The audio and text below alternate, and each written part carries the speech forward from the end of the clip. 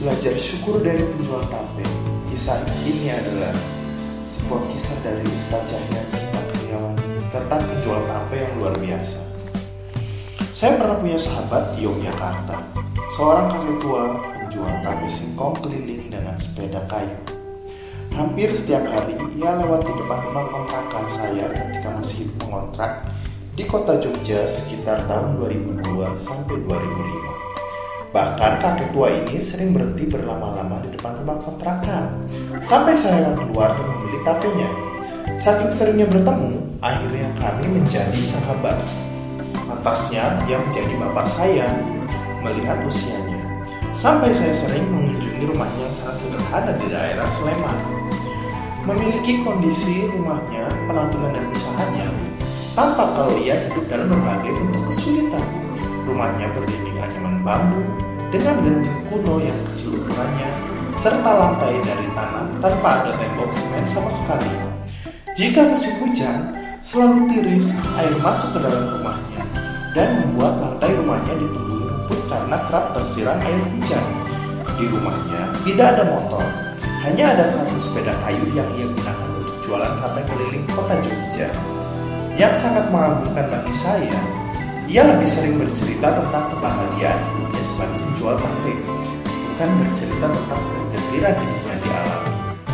Mungkin karena kegembiraan itu sudah dirasakan setiap hari, maka menjadi tidak terasa lagi baginya. Yang lebih ia rasakan adalah kegembiraan. Maka itu yang selalu diceritakan. Ia selalu antusias menceritakan kegembiraan yang dirasakan ketika ada orang-orang penting membeli tape singkongnya. Bahkan selalu mengulang cerita tentang seorang dokter yang berlangganan dari membeli tapenya. Contoh kegembiraannya seperti ini. Yang membeli tape saya itu orang itu bermobil. Mobil mereka bagus-bagus. Cerita kakek itu kan saja. Benar-benar sangat bahagia. Saya bayangkan mereka yang punya mobil belum tentu sebahagia kakek itu.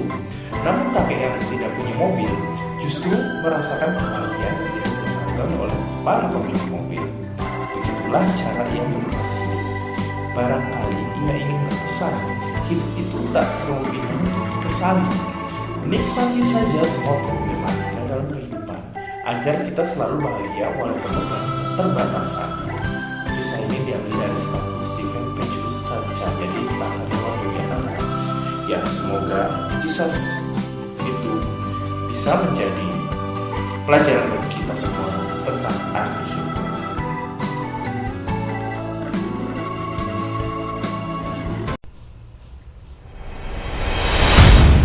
Ini adalah kisah tentang seorang penarik becak berhati emas. Nama Bai Fangli masih harum hingga saat ini di Tianjin, Cina. Dia adalah si penarik becak yang dikenal mempunyai hati emas. Cerita kebaikan Fangli tersohor meski itu telah terjadi pada 1987. Semula Bai adalah pensiunan yang sengaja pulang ke kampungnya. Suatu kali dia melihat banyak anak-anak miskin yang bekerja di ladang dan sawah. Dia bertanya, kenapa banyak anak-anak tidak sekolah? Lalu saya katakan bahwa mereka terlalu miskin untuk membayar uang sekolah.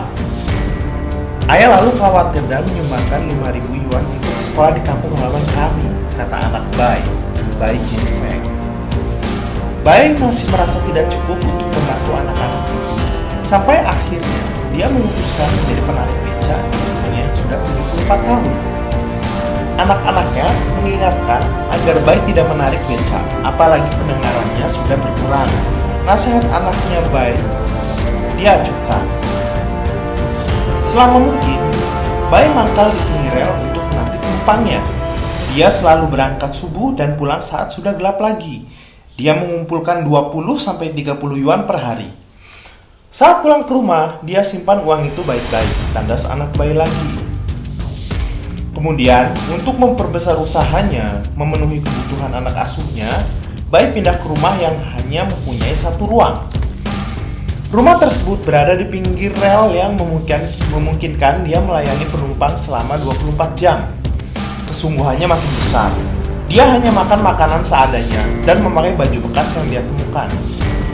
Dia tidak pernah lupa untuk memberi uang ke sekolah, bahkan mengomeli kami agar benar-benar menyampaikan uangnya ke sekolah. Setiap dia memberikan uang itu, dia merasa senang dan dia katakan kalau dia menuntaskan misinya lagi. Kata Cushusha, kerja di Yayasan Pendukung Pendidikan.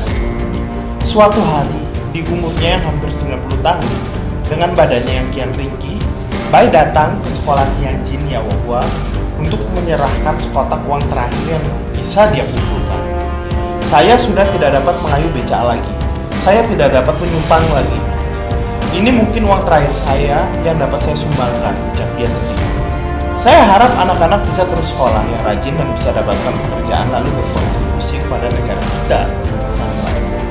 Pesan Bai ini pun disambut tangisan histeris anak-anak asuh Bai. Di tahun 2005, Bai benar-benar meninggalkan 300 anak asuh yang dia biayai selama 2 dekade. Bai didiagnosa menderita kanker paru-paru. Sampai akhir hidupnya, Bai terhitung telah menyumbangkan 350.000 yuan atau sekitar 500 juta rupiah. Untuk menghargai jasa Bai, warga sekitar Tianjin membangun monumen Bai. Bai bagai orang Tianjin adalah pahlawan mereka yang tidak bisa tergantikan.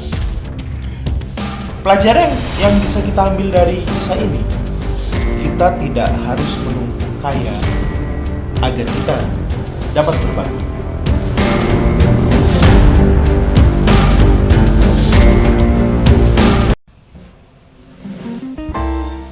Andri Wongso lahir 6 Desember 1954, adalah motivator asal Indonesia yang lebih dari 20 tahun berkiprah sebagai pengusaha sukses. Kemauannya untuk berbagi semangat, pengalaman, dan kebijaksanaan dengan gaya bahasa yang sederhana tetapi powerful kepada begitu banyak orang, membuat dirinya dinyatakan sebagai the best motivator Indonesia atau motivator nomor 1 Indonesia dari Kompas. Tetapi, ia lebih suka disebut sang pembelajar. Latar belakang dari Andri Wongso, dia merupakan anak kedua dari 3 bersaudara, terlahir dari sebuah keluarga miskin di kota Malang. Di usia 11 tahun dan di saat dia kelas 6 SD, terpaksa harus berhenti bersekolah karena sekolah Mandarin tempat Andre kecil bersekolah ditutup. Maka SDTT, TBS, ILB, sekolah dasar tidak tamat tapi bisa sukses itu luar biasa adalah gelar yang disandangnya saat ini. Masa kecil hingga remajanya pun kemudian dilalui dengan membantu orang tuanya membantu dan berkeliling berjualan kue ke toko-toko dan pasar. Di usia 22 tahun, Andri memutuskan berangkat ke Jakarta demi mengubah nasib dengan satu tekad, yakni siap menghadapi apapun di depan dengan berani dan jujur. Maka dimulailah kerja sebagai salesman produk sabun sampai pelayan toko.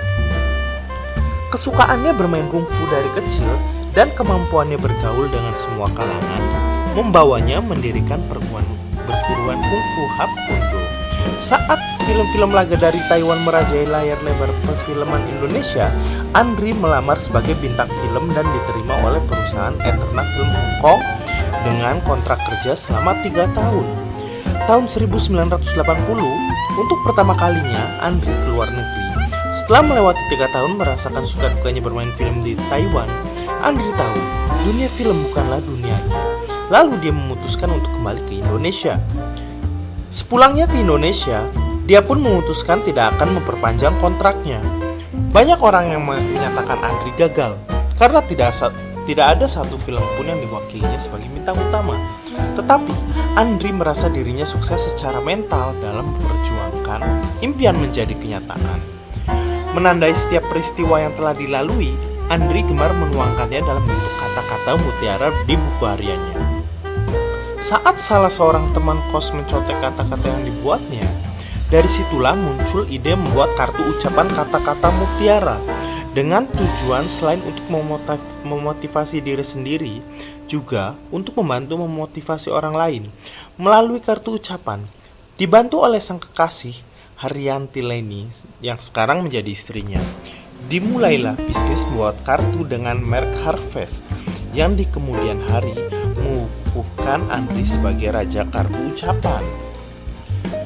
Kemudian diversifikasi perusahaan pun dilakukan, merambah ke bidang holografi, perusahaan mainan, pengelola beberapa food court, dan untuk menaungi bidang pendidikan dan pelatihan, Andri mendirikan AW Motivation Training dan AW Publishing Multimedia, serta membuka beberapa outlet AW Success Shop, yaitu toko pertama di Indonesia yang khusus menjual produk-produk motivasi. Sejak tahun 1989, ia menjadi pembicara atau motivator intern PT Harvindo Perkasa atau Harvest Fans Club di berbagai kota. Dan dari sinilah kemudian ia sering melakukan training motivasi, tidak hanya untuk Harvindo, tetapi juga untuk berbagai perusahaan dan instansi. Kini ia dijuluki sebagai motivator nomor 1 di Indonesia. Lalu gelarnya ditambah TBS, yang artinya tapi bisa sukses. Itulah Andri Wongso, SDTT TBS.